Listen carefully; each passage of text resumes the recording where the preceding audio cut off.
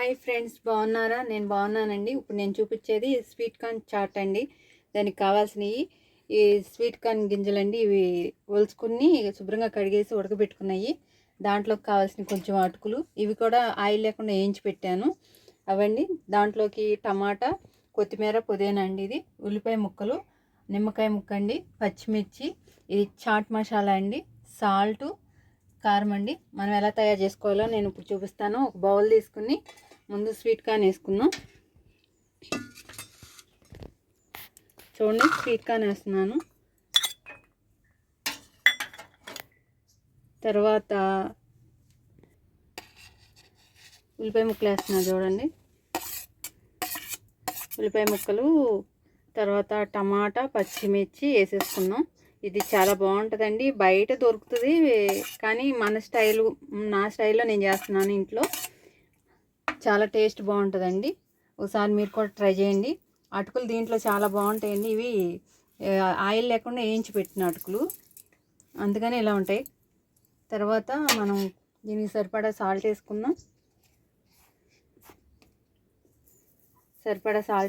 Friends. తర్వాత కారం అండి. పచ్చిమిర్చి చేసే కదా, ఎక్కువ పట్టదు, అందుకే కొంచెం వేస్తున్నా. చూడండి, లైట్గా కొంచెం కారం. ఇప్పుడు కలుపుకుందాం ఒకసారి ఫ్రెండ్స్. చూడండి, కలిపేసాను. ఇప్పుడు కొత్తిమీర వేసుకుందాం ఫ్రెండ్స్. దీంట్లోకి కొత్తిమీర వేసుకుని చాట్ మసాలా, ఇది చాట్ మసాలా అండి వేస్తున్నా. చూడండి, చాలా బాగుంటుంది ఫ్రెండ్స్. ఈ చాట్ చాలా టేస్టీగా ఉంటుంది. స్వీట్ కార్న్ దొరికినప్పుడు ఇలా చేసుకుని తింటూ ఉంటాం మేము. అసలు ఎంత టేస్ట్ ఉంటుందంటే బయట కొనుక్కున్న వాటికి కూడా అంత టేస్ట్ రాదు. కాకపోతే అందుబాటులో మన ఇంట్లో ఉన్న వస్తువులతో మనం చేసుకుంటే బాగుంటుంది. చూడండి, ఇదిగో నిమ్మకాయ పిండుతున్నాను.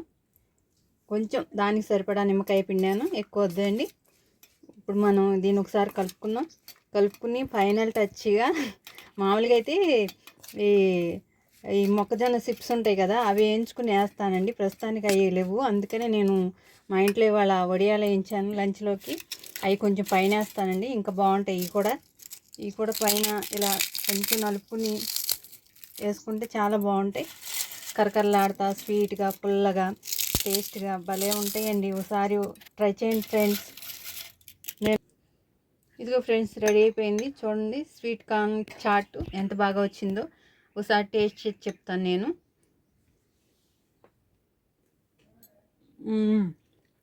చాలా బాగుందండి. స్వీట్గా, పుల్లగా, కారంగా, మధ్యన అటుకులు తగులుతున్నాయి. నేను వేసిన వడియాల ముక్కలు, చాలా బాగుంది. చాలా టేస్ట్ బాగుంది ఫ్రెండ్స్. ఒకసారి మీరు కూడా ట్రై చేయండి. లైక్ చేయండి, షేర్ చేయండి, సబ్స్క్రైబ్ చేసుకోండి.